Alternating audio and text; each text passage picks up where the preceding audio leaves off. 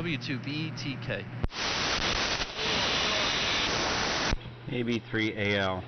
Yeah, I do all of my audio stuff in Linux because Linux has, where Mac has core audio, where you can link multiple sound cards and route it any way you want, and Linux has jack audio.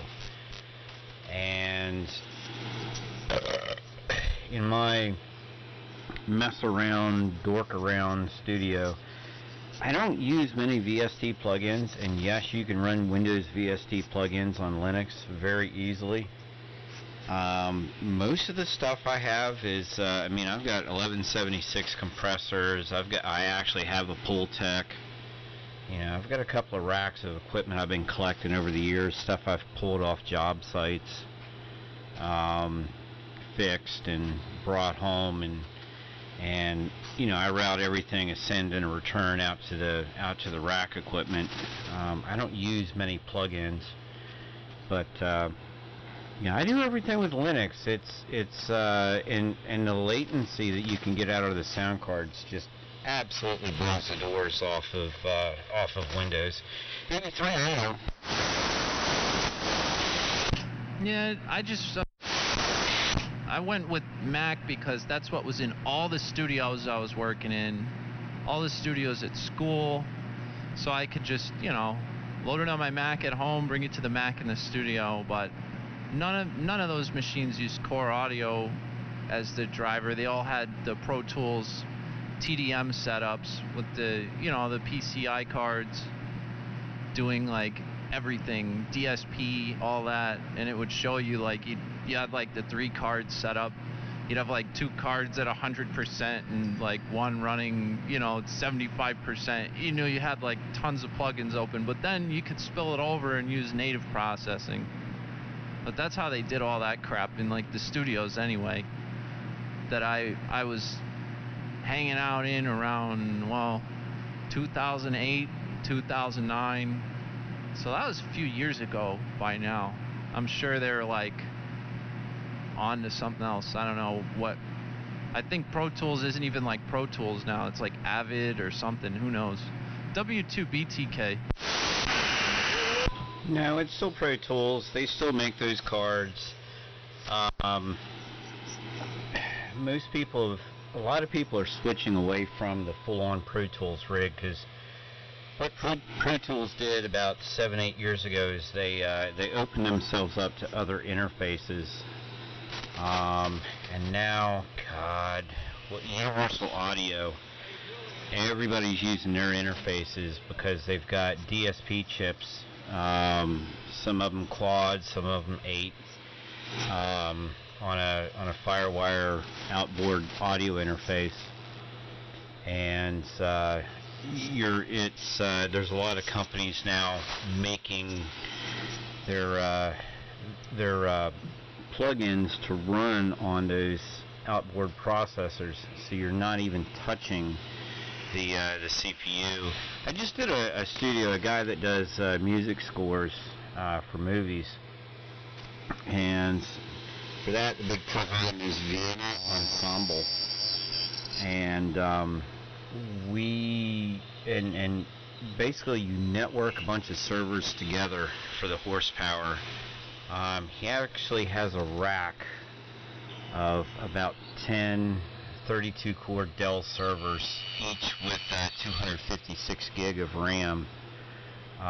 Those are all running Windows, and they host the plugins for the Symphony plugins, and then it's controlled by another PC and then routed over to his Mac for recording.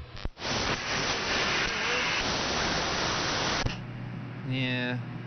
See, I got out of it and way back then. I don't even know, but that sounds cool. That's what I figured they'd make. Actually, no, you know what? I had stuff like that. I had a Focusrite, outboard DSP over FireWire. It was called like a Liquid Mix or something. I still have that thing, and I'm sure that crap is way better now. Anyway, Toby, are you still out there? Yeah, man, I'm still here. I'm just working on building my house in the game right now. Oh, right. Yeah. Damn. Yeah, I can't wait to play Minecraft, man. But seriously, I could talk about that digital audio stuff for hours. It's what I was at Berkeley. My major was music synthesis.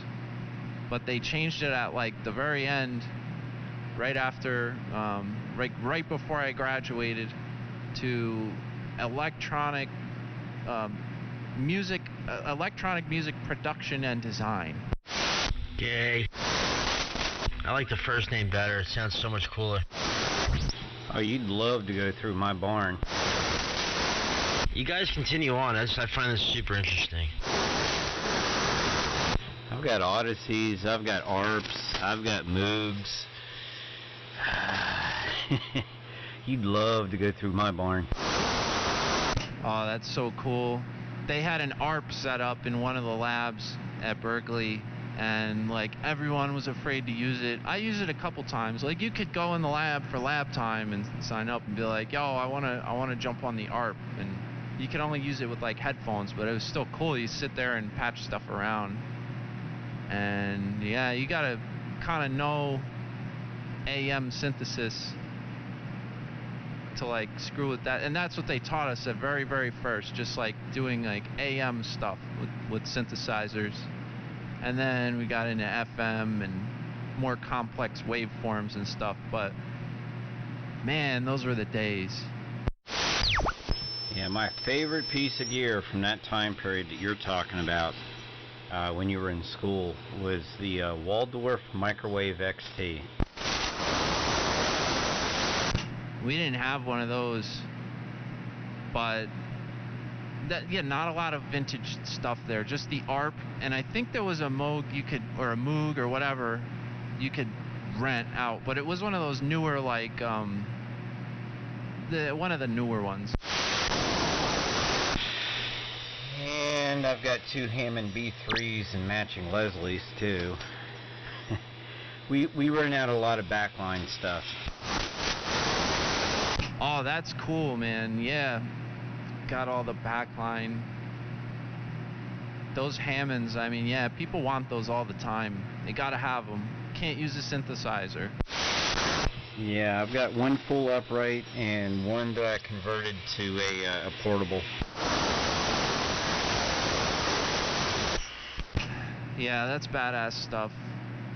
Nice warm, like you use the Leslie. It's so, nothing sounds like that. It's nice and warm and ooey gooey. And then you record it and process it with DSP. We've got, I'm looking through my inventory sheet, we've got 4 Rhodes, 2 Clavs,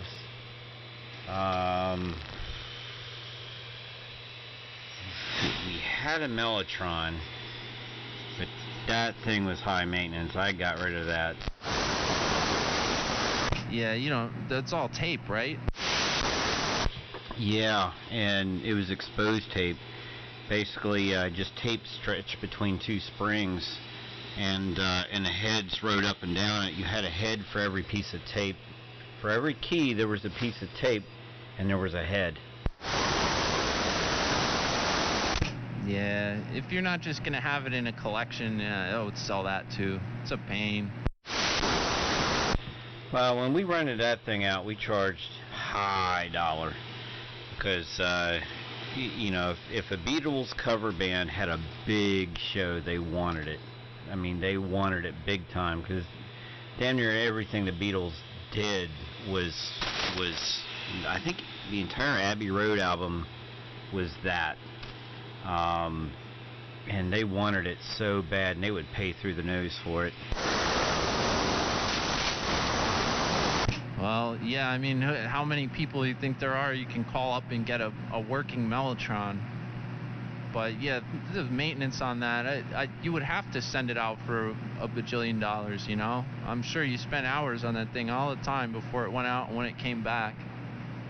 But it's so cool anyway. I mean, yeah, the Beatles had a sampler way back then, you know? Cue the air horn sound. Brr, brr, brr.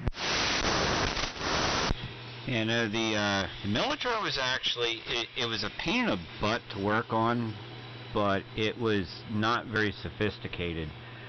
My business partner is one of about 3 remaining Hammond's restoration experts, and those are the real nightmare to work on.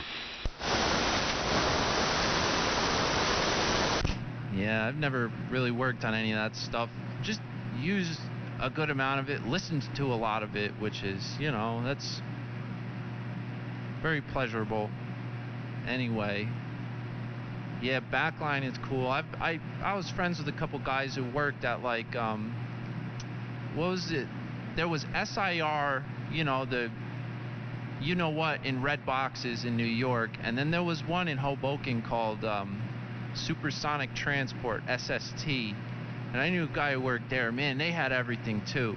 That place was sweet. Kind of a, or it was in like, no, it was like Weehawken, I think. It's a pain to get to off that helix, like, that goes down in the Lincoln Tunnel, 495 or whatever the hell that thing is. You get off at that last exit. You know what I'm talking about. But man, it was cool. I go hang out there. We pull stuff out, jam. Some really good times. W2BTK. Yeah, our stuff's mainly PA and antique organs and stuff like that. If you're doing an outdoor festival of say maybe 10,000 people, we've got the line arrays that can handle that, and a sound system that can handle something like that. We've started getting into jumbotron screens. They've gotten cheap enough to where it's actually worthwhile, and different touring bands will rent them, or different festivals. But it's fun.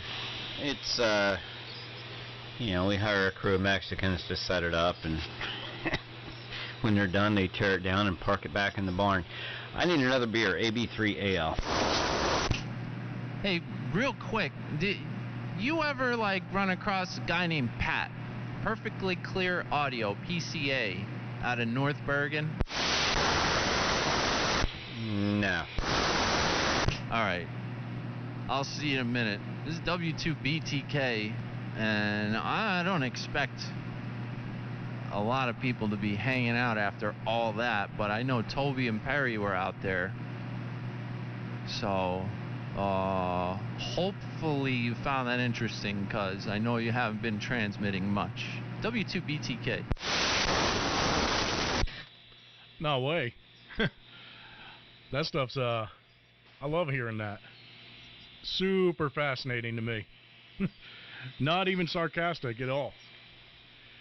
All that old audio stuff, I find that stuff real interesting. Like, especially the type of things like bands used to do, you know, way back when. Before we had all, you know, all the technology we have now. Like, all like the tricks and things they had to do to, you know, get the sound that they wanted. That stuff is, that's cool stuff. KD2 AFV.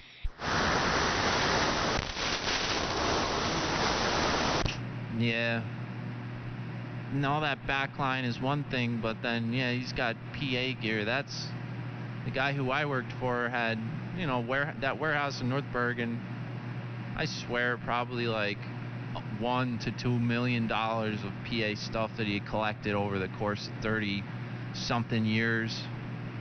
We had the A system, the B system, the C system, the theater systems, this, that, you know, A cabling, A snakes, patch bays, like for all the different systems.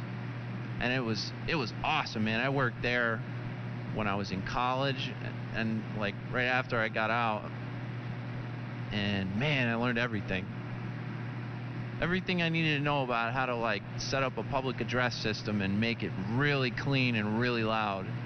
That guy knew his stuff, man, and he made sure that I learned everything correctly. So I'm really grateful for that. W2BTK, and it was all reinforced in college.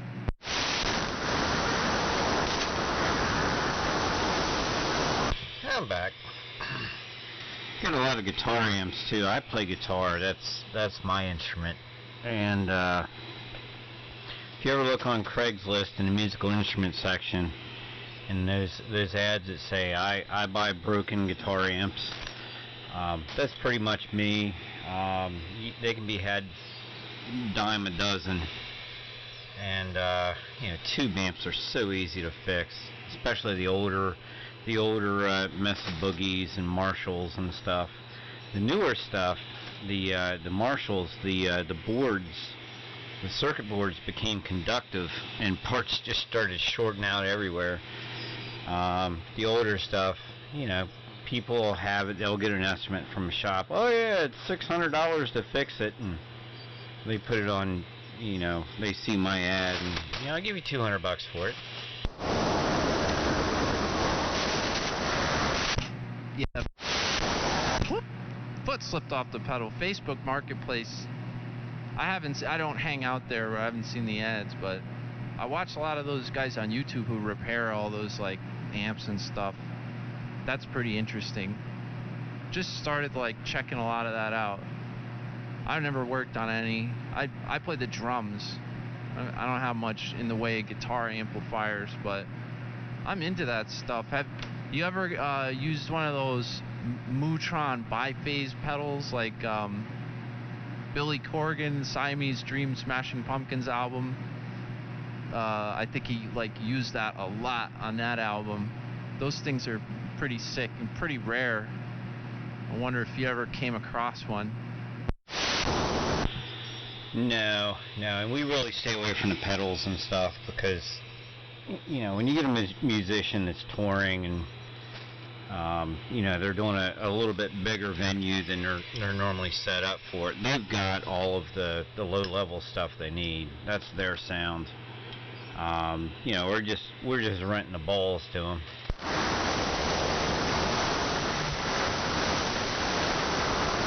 Yeah, I hear you. No, that's cool anyway. I don't know. I figured I'd ask. My buddy had one, and it was in college, like before I was into like electronics or anything. So like, it was broken, and he didn't know how to fix it, and he didn't like trust anyone. Like he didn't want to send it somewhere to have it repaired because like he didn't think he'd ever get it back. And I always wonder about that thing. It was so cool. I don't know. But anyway, yeah, this is nice conversation here. But wish we could be like a little more. We should be more inclusive.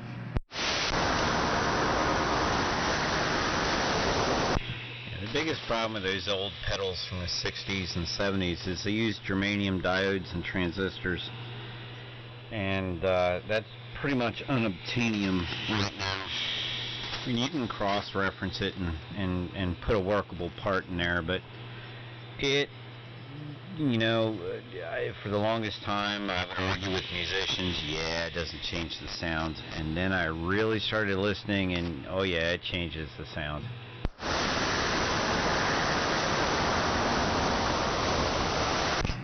Yeah, it's always I find like old schematics for stuff like, you want to build like a field strength meter or like some weird, little RF projects and stuff, and they always want you to use one of them germanium diodes.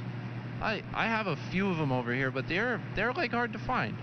It's true, even, I don't know. Whatever. And the thing is they were sloppy and leaky, and that's what gives the musical equipment, especially guitar pedals, that's what gives them their sound. That's so funny. Well, yeah, the distortion pedals, Yeah, it's usually some kind of clipping circuit, like the original Ibanez Tube Screamer. If you find one, the original first or second run in working condition, just for that little green pedal that adds a little bit of boost, a little bit of mid boost and a little bit of gain, not even distortion. You're talking like $1,200-$1,500 for that stupid pedal. Yeah, that stuff is all crazy expensive. And like, studio equipment like compressors, EQs and crap like that, they want a bajillion dollars for all that stuff too. I don't know what it is. I think they make a lot of money on it, to tell you the truth. Like, the market's just jacked up. But they are coming out with a lot of like cheaper low-end stuff that's really good too. But there's always going to be some kind of market for this, like, oh, I've got like an extra, you know, $3,500 laying around. Let me buy a 2-channel EQ, you know, like 2BQ or something goofy like that, just for, you know, to have laying around in case somebody wants to use it for coloration or something. Because that's probably like, you know, it's not a super accurate like surgical EQ. It's like a tone control kind of deal for like, you know, $3,500 or whatever. Must be nice.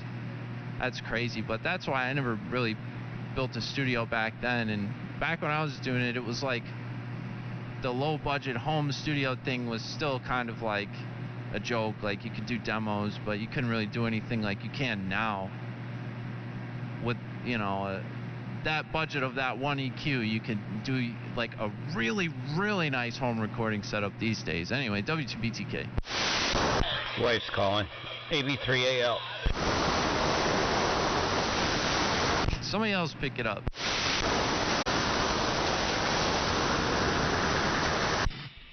Well, I guess I will. I just blew myself up. Had to respawn.